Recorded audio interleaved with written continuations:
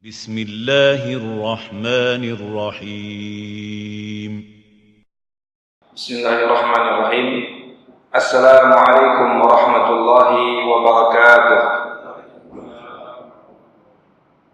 الحمد لله الذي أنزل السكينة في قلوب المؤمنين ليزدادوا إيمانا مع إيمانهم. أشهد أن لا إله إلا الله وحده لا شريك له وأشهد أن محمدا عبده ورسوله الذي لا نبي ولا رسول بعده. اللهم صل وسلم وبارك على عبدك ورسولك محمد وعلى آله وأصحابه أجمعين. قال الله تعالى في القرآن الكريم: يا أيها الذين آمنوا اتقوا الله حق تقاته ولا تموتن إلا وأنتم مسلمون. أما بعد. Alhamdulillah, segala puji bagi Allah Subhanahu wa taala, Tuhan yang telah menciptakan kita, yang telah memberikan nikmat-Nya kepada kita, sehingga di malam yang berbahagia ini kita bisa berhadir di salah satu rumah Allah Subhanahu wa taala, dan nikmat itu semakin sempurna ketika kita setelah melaksanakan sholat wajib, kita melanjutkan dengan duduk sejenak untuk mengikuti majelis ilmu. Mudah-mudahan Allah Subhanahu wa taala menurunkan rahmat-Nya, sakinah-Nya kepada kita semuanya. Salawat dan salam semoga senantiasa tercurahkan kepada Nabi Muhammad SAW, dan semoga salawat dan salam tercurahkan kepada keluarga beliau dan sahabat-sahabat beliau radhiyallahu anhum ajma'in.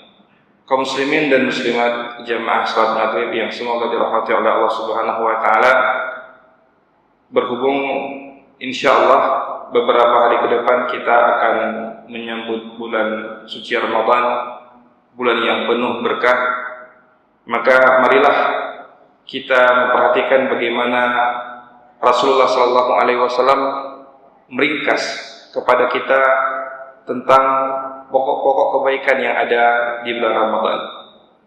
Rasulullah SAW bersabda dalam sebuah hadis yang diriwayatkan oleh Imam At-Tirmidzi dan Imam An-Nasai, dan hadis ini adalah hadis yang sahih. Beliau SAW bersabda, "Atakum Ramadan, syahrun mubarak, kataballahu alaikum siyamahu, tuftahu fihi abwabul jannah, wa tughlaqu fihi abwabul jahim, wa tughallu fihi maradatul jin, fihi lailatun hiya khairun min alfi syahr, man hurima khairuha faqad hurim." Artinya adalah telah datang kepada kalian bulan Ramadan. Tentu konteksnya Rasulullah SAW menyampaikan hadis ini ketika sudah masuk bulan Ramadan, dan insyaallah beberapa hari ke depan kita juga akan menyongsong bulan Ramadan. Atakum Ramadan, telah datang kepada kalian bulan Ramadan. Seolah-olah bulan Ramadan ini adalah tamu yang agung yang harus kita persiapkan kedatangannya. Jangan kita sia-siakan kedatangan bulan Ramadan. Apa sifat bulan Ramadan? Syahrun mubarak, bulan yang penuh berkah. Masya Allah, jadi satu bulan ini itu semuanya adalah keberkahan yang Allah Subhanahu wa taala berikan kepada segenap umat manusia, khususnya kepada kaum muslimin. Maka tidak mengapa kita mengatakan Ramadan mubarak, Ramadan mubarak, yang artinya Ramadan yang penuh berkah, karena ini merupakan penamaan atau pengistilahan dari Rasulullah SAW. Ketika Allah Subhanahu wa taala menyebutkan bahwa bulan ini adalah bulan penuh dengan berkah, artinya baik siang maupun malam hari di bulan Ramadan, marilah kita melengkapi keberkahan itu dengan membaca Al-Quran. Bulan Ramadan kita lengkapi keberkahan itu dengan membaca Al-Quran, karena secara zaman Ramadan adalah bulan yang penuh berkah. Sedangkan Al-Quran sebagaimana yang disebutkan dalam surat Shad ayat 29, Allah Subhanahu wa taala berfirman, "Kitabun anzalnahu mubarak. Ini adalah satu kitab yang kami turunkan kepada Muhammad sallallahu alaihi wasallam, mubarak, kitab yang penuh dengan keberkahan. Jadi kalau berkah, bulan yang berkah, kita baca di bulan itu sesuatu yang berkah, maka keberkahan akan bertambah dan berkali lipat. Mudah-mudahan kita bisa menjadi ahli Al-Quran dan bisa bersahabat dengan Al-Quran di bulan Ramadan. Kaum muslimin yang dirahmati oleh Allah Subhanahu wa taala, kemudian Allah Subhanahu wa taala menyebutkan kataballahu alaikum siyamahu. Allah Subhanahu wa taala mewajibkan puasa di bulan Ramadan. Puasa di bulan Ramadan tidak ada tawar-menawar. Hukumnya wajib, bukan sunnah muakkadah. Dan itu juga ditekankan oleh Allah Subhanahu wa taala di dalam surat Al-Baqarah ayat 183. Ya ayyuhalladzina amanu kutiba alaikumusiyam. Wahai orang-orang yang beriman, diwajibkan bagi kalian berpuasa. Jadi hukumnya adalah wajib. Hukum di bulan Ramadan itu wajib, tidak boleh ditawar-tawar. Bahkan seseorang yang berpuasa di bulan Ramadan menunjukkan keikhlasannya dan kemurnian hatinya dan kejernihan hatinya kepada Allah Subhanahu wa taala. Seorang wanita yang senantiasa berpuasa di bulan Ramadan, maka itu merupakan salah satu jaminan bagi wanita tersebut untuk masuk ke dalam surga Allah Subhanahu wa taala. Di satu kesempatan kita mendengar hadis Rasulullah sallallahu alaihi wasallam bahwa orang yang paling mudah dan orang yang paling banyak untuk masuk ke dalam neraka Allah Subhanahu wa taala itu adalah kaum wanita. Rasulullah sallallahu alaihi wasallam menyebutkan bahwa kebanyakan penghuni neraka itu adalah wanita. Karena ada beberapa sebab. Tapi di satu sisi Rasulullah sallallahu alaihi wasallam menyebutkan bahwa wanita adalah makhluk Allah Subhanahu wa taala yang juga mudah masuk surga. Lebih mudah bahkan dibandingkan seorang laki-laki. Rasul sallallahu alaihi wasallam bersabda, "Idza shallatil mar'atu khamsaha." Seorang wanita yang sholat 5 waktu, dia menjaga sholat 5 waktunya. Wa shamat syahraha, dan dia berpuasa di bulan Ramadan. Wa ata'at ba'laha, dan dia taat kepada suaminya. Ini merupakan juga kelebihan dan keutamaan bagi orang-orang yang sudah menikah. Karena tidak mungkin seorang yang belum menikah tapi dia taat kepada suami. Taat kepada suaminya. Wa hasunat farjaha, dan seorang wanita itu menjaga kehormatannya. Adkhala Allahul jannah min ayyi abwabil jannati thamaniyah. Maka Allah Subhanahu wa taala akan memasukkan wanita tersebut dari pintu mana saja di surga yang jumlahnya 8. Jadi seorang wanita yang mempunyai 4 kriteria ini, di antaranya adalah berpuasa di bulan Ramadan, maka dia berhak untuk mendapatkan tiket surga. Yang pertama apa? Salat 5 waktu. Dia jaga salat 5 waktunya. Hubungannya hablum minallah, hubungannya kepada Allah Subhanahu wa taala. Yang kedua, wasamat syahraha, berpuasa di bulan Ramadan. Itu juga hubungannya dengan Allah Subhanahu wa taala. Kemudian wa ata'at ba'laha, taat kepada suaminya dan menjaga kehormatannya, itu berhubungan dengan hablum minan nas, terkhusus kepada suami si wanita tersebut. Jadi berpuasa di bulan Ramadan merupakan salah satu dari 4 tiket bagi seorang wanita untuk masuk ke dalam surga Allah Subhanahu wa taala. Tapi kalau misalnya laki-laki tidak ada syarat seperti itu, belum ada syarat seperti itu. Dari sini kita bisa melihat bahwa wanita memang banyak masuk ke dalam neraka, tapi di satu sisi Rasulullah SAW memberikan ilmu kepada para wanita bahwa masuk surga insya Allah sangat mudah bagi seorang wanita yang salehah, yang bagus hubungannya dengan Allah Subhanahu wa taala dan bagus hubungannya dengan sesama manusia, khususnya kepada suaminya. Yang tidak kalah menariknya adalah kata Rasulullah SAW, fihi tuftahu abwaabul jannah. Pada bulan Ramadan dibuka pintu-pintu surga, bukan satu pintu, pintu-pintu surga dibuka oleh Allah Subhanahu wa taala. Jumlah pintu surga ada 8, semuanya dibuka oleh Allah Subhanahu wa taala tanpa terkecuali. Artinya orang yang bergegas, orang yang berkompetisi di bulan Ramadan, dia pasti akan masuk surga.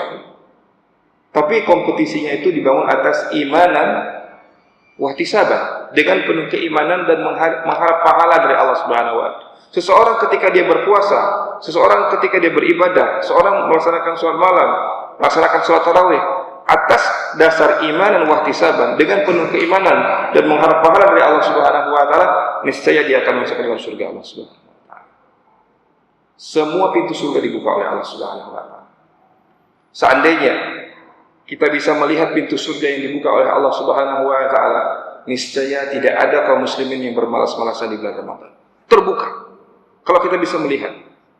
Tapi memang surga itu adalah sesuatu yang gaib, sesuatu yang tidak bisa kita lihat sekarang. Tapi kita percaya bahwa ini adalah sabda dari Rasul sallallahu alaihi wasallam yang tercinta. Semua pintu surga sudah dibuka.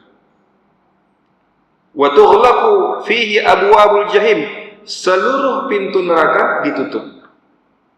Ya, kebalikannya, pintu surga semuanya dibuka tanpa terkecuali, kemudian semua pintu neraka ditutup.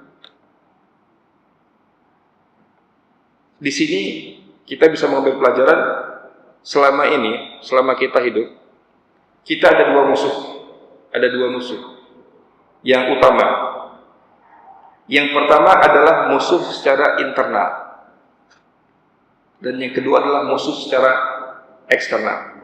Musuh secara internal atau musuh bagian dari dalam kita, atau bisa kita katakan musuh dalam selimut. Musuh dalam selimut adalah hawa nafsu kita. Hawa nafsu kita itu adalah musuh dalam selimut yang kita kadang-kadang sering lalai kepada itu. Tapi kita jangan khawatir bahwa jiwa atau nafsu itu bisa kita didik seperti anak kecil. Anak kecil itu kalau kita bagus mendidiknya, maka dia akan berubah menjadi anak yang soleh. Tapi kalau kita memanjakan dia, kemudian kita tidak memberikan pendidikan kepada anak kecil, maka anak kecil itu akan bertumbuh menjadi seorang anak yang durhaka. Begitu juga dengan jiwa. Jiwa itu bisa menjadi jiwa yang baik, dan jiwa itu atau nafsu itu bisa menjadi nafsu yang jahat. Sebagaimana yang kita baca dalam Al-Quran bahwa nafsu itu terbagi menjadi 3. Ada nafsu yang disebut dengan al-ammaratu bis-su, yang selalu menyuruh kepada keburukan dan kejahatan. Kemudian yang kedua adalah an-nafsul lawwamah. La uqsimu biyaumil qiyamah wa la uqsimu bin nafsil lawwamah. Adalah jiwa yang mencela. Dia itu sudah naik derajatnya. Kalau yang pertama adalah jiwa atau nafsu yang menyuruh kepada keburukan, yang kedua adalah jiwa atau nafsu yang dia itu mencela, sudah mulai mencela. Mencela apa? Mencela pelakunya untuk berbuat kemaksiatan. Ketika seseorang melaksanakan kemaksiatan, kemudian jiwanya mencela, jangan lakukan itu. Itu tidak bagus, itu tidak benar. Itu artinya jiwa kita itu sudah naik satu tingkat. Misalnya ada seseorang yang menunda-nunda waktu sholat. Kemudian ketika di perjalanan, jiwanya itu seperti mengatakan kepada temannya atau sahabatnya, kenapa engkau meninggalkan atau kenapa engkau menunda-nunda waktu sholat? Jiwanya sudah mulai mencela. Itu jiwanya sudah naik satu tingkat, ke tingkat yang lebih baik. Dan jiwa yang terbaik itu sebagaimana yang disebutkan oleh Allah Subhanahu wa taala dalam surat Al-Fajr. Ya ayyatuhan nafsul mutmainnah. Wahai jiwa yang mutmainnah, wahai jiwa yang tenang, irji'i ila rabbiki radiyatan mardiyah. Pulanglah kepada Tuhanmu dalam keadaan engkau meridhai Allah, atau jiwa itu meridhai Allah dan Allah Subhanahu wa taala meridhai jiwa tersebut. Mudah-mudahan Allah Subhanahu wa taala mewafatkan kita dalam keadaan husnul khatimah, dan semoga Allah Subhanahu wa taala menganugerahkan kepada kita an-nafsul mutmainnah, jiwa yang tenang. Jadi ini musuh, tapi musuh ini bisa kita didik sehingga dia itu bisa menjadi musuh yang akhirnya menjadi sahabat kita. Jadi nafsu itu atau jiwa itu bisa kita didik sehingga dia itu bisa menjadi yang lebih baik. Itu musuh secara internal yang berubah menjadi sahabat, bisa berubah menjadi sahabat kalau kita didik dengan baik. Dan bulan Ramadan adalah saat yang tepat untuk mendidik jiwa-jiwa tersebut. Mendidiknya dengan puasa, mendidiknya dengan sholat malam, mendidiknya dengan bersedekah, mendidiknya dengan membaca Al-Quran, mendidiknya dengan banyak berdoa, mendidiknya dengan kita selalu memberikan atau sering kita memberikan makanan kepada orang-orang lain di bulan Ramadan. Kita didik jiwa kita menjadi jiwa yang dermawan, menjadi jiwa yang beriman kepada Allah Subhanahu wa taala. Jadi seluruh pintu surga dibuka, seluruh pintu neraka ditutup. Hanya satu musuh yang Allah Subhanahu wa taala belenggu. Apa itu? Wa tughallu fihi maradatus syayatin.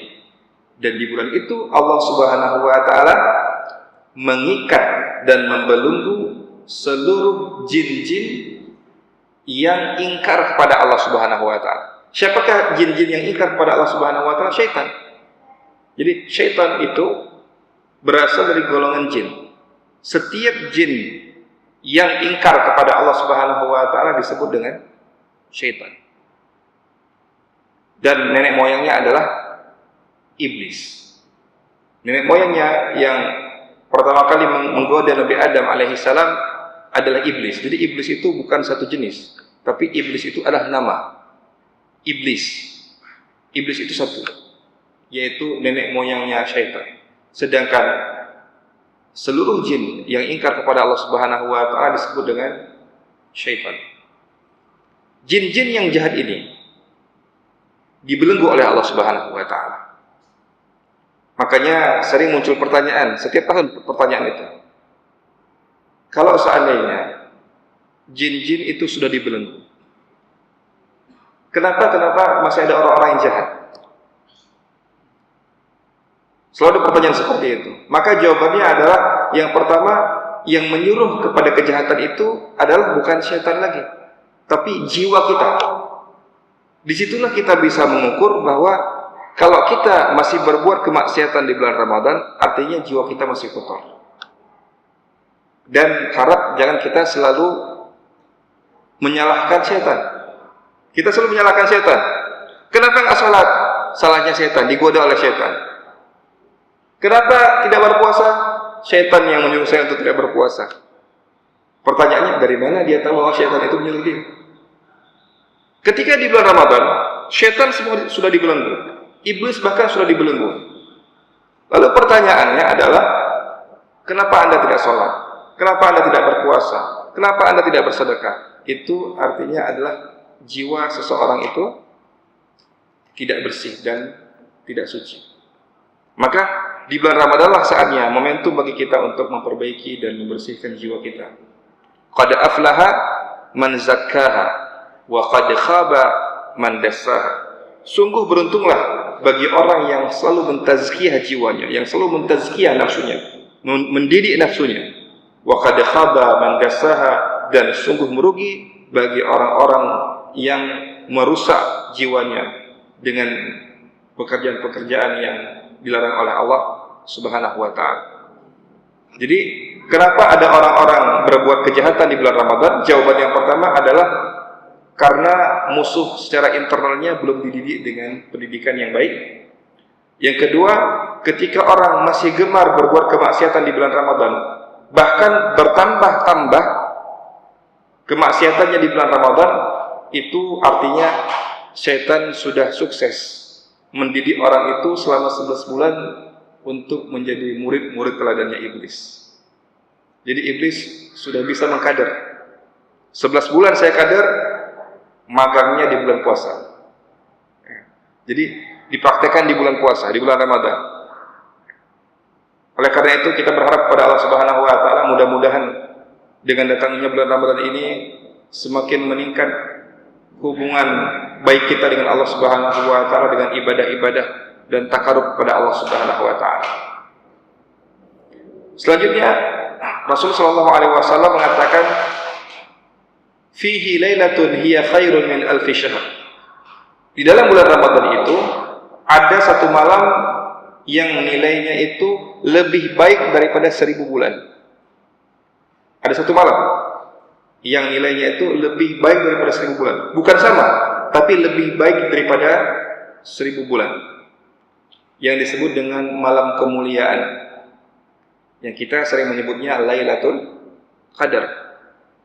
Tapi orang Indonesia itu mubazir kata-kata, malam Lailatul Qadar. Malam itu Lailah, sudah cukup. Lailatul Qadar atau kita sebut dengan malam kemuliaan. Kita pilih di mana di antara dua istilah ini. Karena malam Lailatul Qadar artinya malam kemuliaan. Tapi kita katakan malam kemuliaan atau Lailatul Qadar. Itu artinya sama. Malam kemuliaan bahasa Indonesia, sedangkan Lailatul Qadar adalah artinya malam kemuliaan, Lailatul Qadar. Kenapa disebut dengan malam kemuliaan? Karena pada malam itu Allah Subhanahu wa taala melipat gandakan amalan seseorang itu lebih daripada kita beribadah 10.000 atau 1000 tahun. Maaf, 1000 tahun. Lebih baik daripada kita beribadah 1000 tahun. Dan pada malam tersebut Allah Subhanahu wa taala menetapkan takdir untuk setahun. Jadi Allah Subhanahu wa taala itu Maha bijaksana. Di bulan Sya'ban seluruh amal ibadah kita, seluruh lembaran amal ibadah kita diangkat oleh Allah Subhanahu wa taala. Sebagaimana dalam hadis yang sahih yang Rasul sebutkan bahwa kenapa alasan beliau berpuasa di bulan Sya'ban? Beliau mengatakan wa uhibbu an yurfa'a amali wa ana sha'im. Dan saya sangat senang ketika amalan saya diangkat di bulan Sya'ban, maka saya dalam keadaan berpuasa. Amalan diangkat di bulan Sya'ban dan takdir selama setahun itu ditetapkan oleh Allah Subhanahu wa taala setiap malam kemuliaan atau pada Lailatul Qadar. Allah Subhanahu wa taala. Maka pada malam itu diharapkan kita itu berdoa kepada Allah Subhanahu wa taala.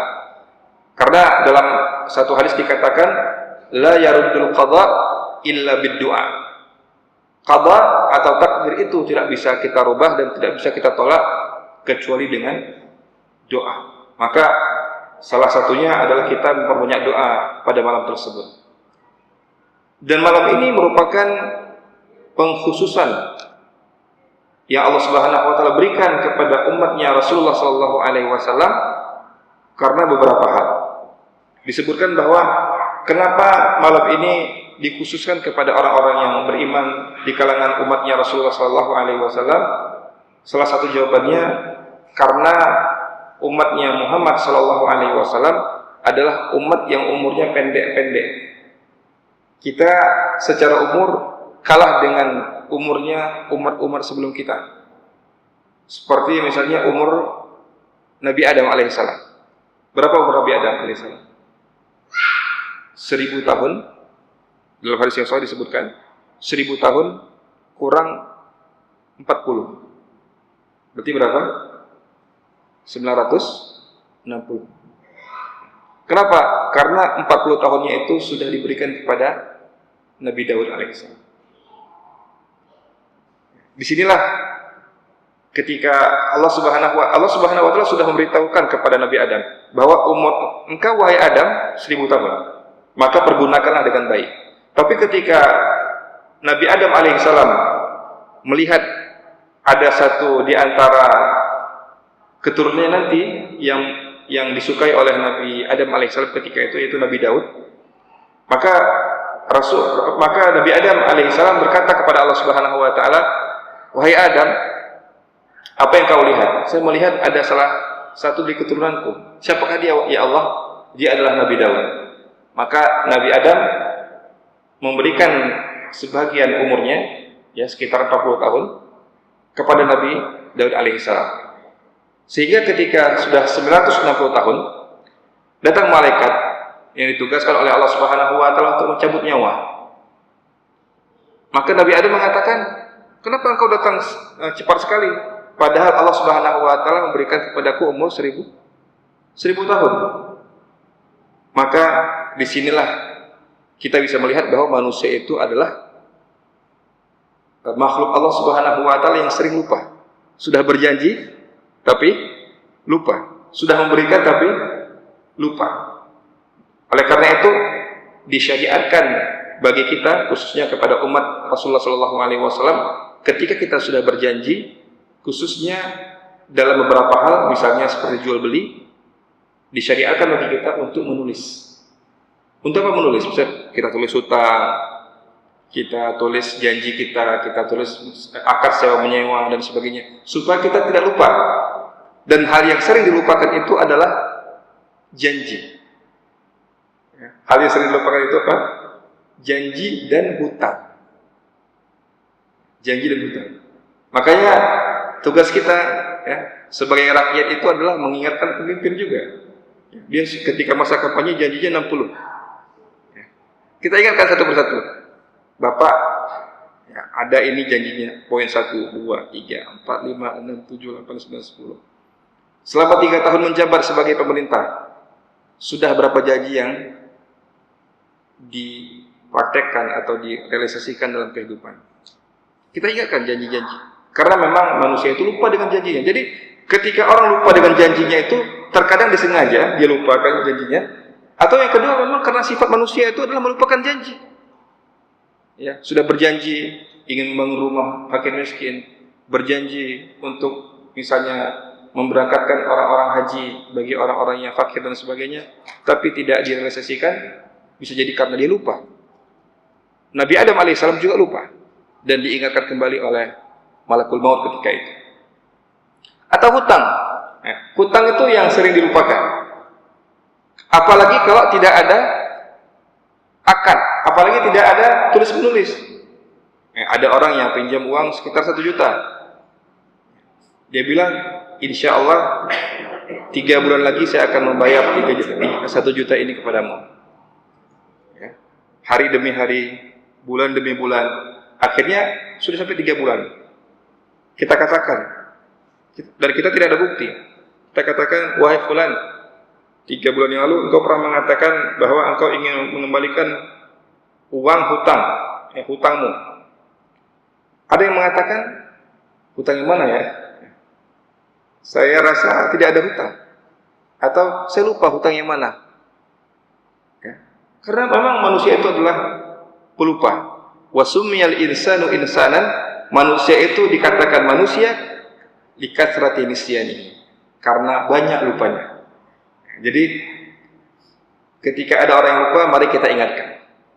Ketika ada orang yang lupa, mari kita sama-sama mengingatkannya untuk tidak lupa. Karena memang manusia itu adalah makhluk yang suka lupa. Dan kakek kita Adam alaihissalam lupa bahwa dia pernah memberikan 40 tahun umurnya kepada Nabi Daud alaihissalam. Kaum muslimin yang dirahmati oleh Allah Subhanahu wa Ta'ala, kita kembali kepada pembahasan yang tadi, bahwa umur umatnya Rasulullah SAW itu pendek-pendek. Umur Nabi Nuh alaihissalam berapa tahun? Ya, berapa tahun? 950 tahun. Ya, 1000 kurang 50. Kalau tadi 1000 kurang 40, ini 1000 kurang 50. Panjang umurnya. Panjang sekali umurnya. Kalau kita mungkin sudah bosan hidup 950 tahun. Umatnya Rasulullah SAW sebagaimana yang disabdakan oleh Rasulullah SAW, a'maru ummati ma baina 60 ila 70. Umur umatku itu di antara 60 tahun sampai 70 tahun.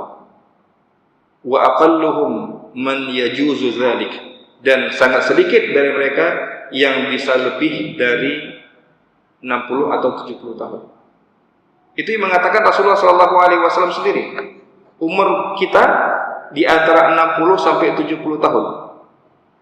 Wa aqalluhum, dan sangat sedikit yang bisa lebih daripada 70 tahun. Artinya orang yang hidup di atas 70 tahun itu bonus dari Allah Subhanahu wa Ta'ala. Tapi secara rata-rata umat Rasulullah SAW itu umurnya segitu. Termasuk Rasulullah. Rasulullah wafat di antara 60 sampai 70 tahun. Rasul wafat di usia 63 tahun.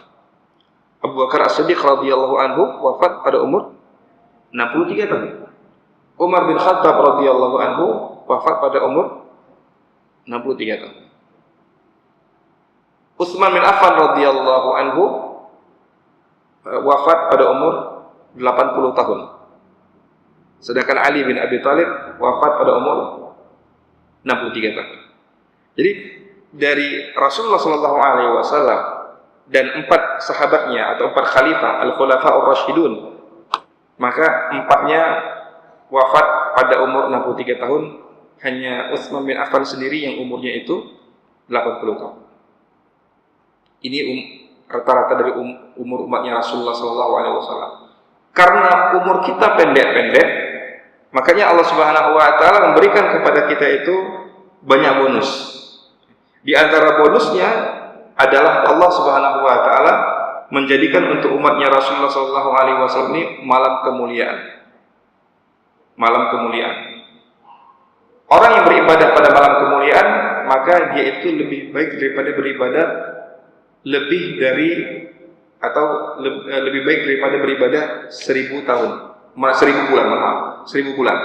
1000 bulan itu kira-kira berapa tahun? 83 sekian. 83. Kita genapkan misalnya 83. Selama 10 tahun saja. 10 tahun saja. Ya. Kita punya umur misalnya 60 tahun misalnya, contoh. 60 tahun kita, rata-rata umur kita 60 tahun. 10 tahun saja kita memang betul-betul mendapatkan malam kemuliaan tersebut. 10 tahun saja. Kalikan berapa? 83 kali 10 berapa? 830. Kita 10 tahun saja atau 10 tahun atau 10 hari, ya, masing-masing itu 1 hari 1 hari atau 1 malam. 10 kali kita mendapatkan malam kemuliaan tersebut, itu sama dengan kita beribadah 800 lebih daripada 830 tahun. Masya Allah. Padahal kita mengerjakan hanya 10 kali. Tapi ketika kita mengerjakan ibadah dengan penuh keimanan dan mencari pahala di sisi Allah Subhanahu wa taala, lebih dari 830 tahun. Dan saya merasa bahwa tidak ada umat yang lain yang ibadahnya itu 830 tahun. Kecuali Rasul, kecuali para nabi-nabi Allah Subhanahu wa taala. Tapi umat-umat yang lain tidak ada yang beribadah itu lebih dari 830 tahun secara fokus, secara khusyuk. Kita hanya khusyuk dan fokus di satu malam, maka bagi Allah Subhanahu wa taala kita mendapatkan pahala yang lebih daripada 83 tahun. Masya Allah. Ini keutamaan yang Allah Subhanahu wa taala berikan kepada umat Rasulullah sallallahu alaihi wasallam. Kemudian di akhir hadis Rasulullah sallallahu alaihi wasallam menyebutkan man hurima khairuha. Barang siapa yang tidak mendapatkan kebaikan di malam kemuliaan, faqad hurim. Niscaya dia itu menjadi orang yang merugi. Dia itu menjadi orang yang terhalang. Oleh karena itu, di antara doa yang kita panjatkan kepada Allah Subhanahu wa taala, ya Allah, mudahkanlah hamba untuk bisa mengerjakan amal-amal soleh pada malam kemuliaan. Karena orang yang bisa beribadah dengan paripurna pada malam kemuliaan adalah orang-orang yang dipilih oleh Allah Subhanahu wa taala. Orang-orang yang dicintai oleh Allah Subhanahu wa taala. Tidak semuanya bisa. Karena pada 10 malam terakhir itu kita bertarung dengan kemaslahatan duniawi, khususnya ibu-ibu di rumah. Tapi alhamdulillah sekarang enggak ya, sekarang ini lebih mudah. Dulu itu kita mengetahui bahwa sudah masuk 10 malam terakhir di bulan Ramadan, maka ibu-ibu itu lebih sibuk di dapur daripada di masjid. Ini tantangan tersendiri bagi ibu-ibu. Tapi sekarang ini sudah mudah. Tinggal kita tempah saja, tempah kue di sini, tempah kue di sini. Atau kita beli kue langsung di toko. Tapi ada satu lagi penghalang yang lain yang menjadi momok bagi kaum muslimin, yaitu 10 malam terakhir itu terjadi pertarungan sengit antara pusat-pusat perbelanjaan dengan masjid. Alhamdulillah, geliat iktikaf di Banda Aceh ini, Masya Allah. Ada beberapa masjid yang buka iktikaf untuk kaum muslimin. Bahkan kadang-kadang ada kaum muslimin yang datang dari luar Banda Aceh. Itu patut kita syukuri. Tapi di satu sisi, dari ini pertarungan yang sengit, pusat-pusat perbelanjaan juga buka sampai jam 12 atau mungkin jam 1. Jadi masjid buka pintu selebar-lebarnya, pasar juga buka pintu selebar-lebarnya. Jadi saling memanggil, ya. Orang Mesir memanggil, ayolah kaum muslimin datang ke sini sholat, ya, bersedekah dan sebagainya. Ini masjid panggil, ya. Ini bahasa kiasannya. Tapi di satu sisi, ya, muazin itu hanya diberikan hak untuk mengumandangkan azan ketika Isya. Setelah itu tidak ada panggilan khusus. Sedangkan di pasar, ya, itu orang yang jual di pasar itu kita buka, bisa kita lihat misalnya ada satu tempat di pasar Aceh itu di bulan Ramadan dia itu berubah menjadi toko pakaian. Sedangkan ketika di luar bulan Ramadan dia itu toko makanan. Ya, ini strateginya. Jadi ketika sekarang ini nih toko makanan, dia toko makanan, jual makan makanan. Tapi di bulan Ramadan berubah menjadi toko pakaian. Karena memang makanan itu banyak yang laku, tapi lebih banyak lagi orang yang beli pakaian. Itu Masya Allah pertarungan itu. Ada satu sudut di sini itu mengatakan ini paling murah sedunia. Kemudian sudut sana mengatakan ini lebih murah di seluruh planet Bima Sakti. Jadi ini lebih murah seluruh dunia, ini lebih murah pada seluruh planet Bima Sakti. Ini ada yang mengatakan lebih murah dibandingkan di kota-kota besar dan sebagainya. Pertarungan yang sangat luar biasa sehingga ada orang-orang yang tidak bisa merasakan dan menikmati lezatnya malam kemuliaan. Maka kita, ya, sekarang ini, kalau misalnya kita mau beli baju lebaran, sekarang ini kita beli baju lebaran.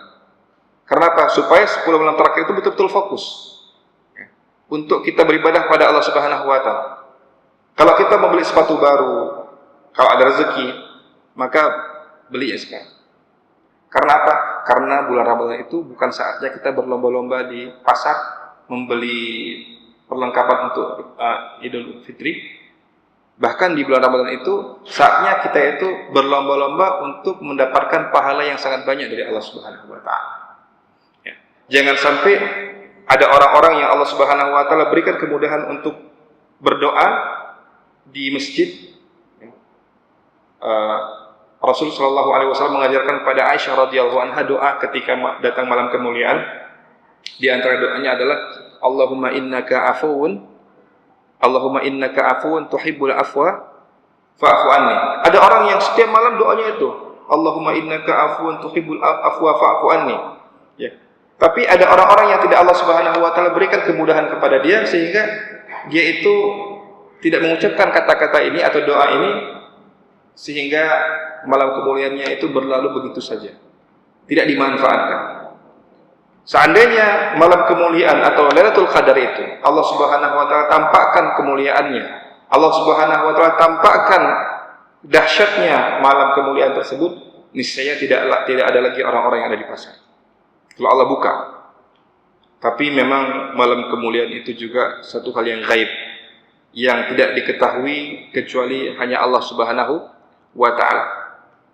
Dan menurut perkataan para ulama, tidak ada tanda-tanda yang sahih tentang tanda datangnya malam kemuliaan Lailatul Qadar kecuali cuma satu, yaitu matahari yang bersinar lembut, yang tidak kasar ketika malam kemuliaan di malamnya, dan kita hanya bisa melihat tandanya itu cuma di pagi hari. Kalau kita lihat di pagi hari, ya, kita hanya mengatakan, ya Allah, sungguh saya beruntung, atau ya Allah, sungguh saya merugi. Tidak ada tanda-tanda yang sahih mengatakan kalau misalnya malam kemuliaan itu nggak turun hujan. Kalau ada yang mengatakan seperti itu, bahwa pada malam kemuliaan hujan nggak turun, langit cerah. Karena dalam Sahih Bukhari dan Sahih Muslim disebutkan bahwa pernah satu ketika Rasulullah SAW mendapati malam kemuliaan, sedangkan Madinah ketika itu dalam keadaan hujan. Apa tandanya hujan? ketika Rasulullah SAW sujud, maka ada bekas lumpur di dahinya Rasulullah SAW. Karena memang dulu nggak seperti ini. Dulu Masjid Nabawi itu lantainya adalah tanah. Jadi ketika Rasul sujud, ya, ketika Rasul bangun, ada bekas tanah dan lumpur di dahinya Rasulullah SAW. Tapi terkadang tidak turun hujan juga di malam kemuliaan. Jadi bisa jadi turun hujan, bisa jadi tidak turun hujan. Sedangkan ada yang mengatakan bahwa tanda malam kemuliaan itu adalah anginnya lembut, tidak kasar. Itu juga relatif. Karena kan ketika saya pernah melihat itu di 1 tahun, saya cari malam yang ke-21 lembut anginnya, malam ke-23 lembut, 25 lembut, 27 lembut. Jadi mana nih? Jadi semua anginnya lembut. Mana yang benar? Itu tidak bisa kita prediksi. Kata para ulama, satu-satu tandanya yang sahih adalah matahari yang terbit setelah malam kemuliaan itu bisa kita lihat dari model mataharinya yang lembut, yang tidak menusuk ke pandangan kita. Itulah di antara tanda-tanda malam kemuliaan. Sebagaimana firman Allah Subhanahu wa taala, "Salamun hiya hatta matla'il fajr." Maka salam kesejahteraan bagi manusia di malam kemuliaan itu sampai terbitnya fajar. Jadi ketika terbit fajar itu adalah akhir dari malam kemuliaan atau yang disebut dengan Lailatul Qadar. Orang yang tidak mendapatkan Lailatul Qadar adalah orang-orang yang merugi dan orang-orang yang sangat bersedih dan orang-orang yang tidak beruntung di dunia ini. Karena bulan Ramadan atau malam kemuliaan ini adalah kekhususan yang Allah Subhanahu wa taala berikan kepada umatnya Rasulullah sallallahu alaihi wasallam. Semoga dengan hadis ini kita dapat lebih termotivasi untuk menyambut bulan Ramadan.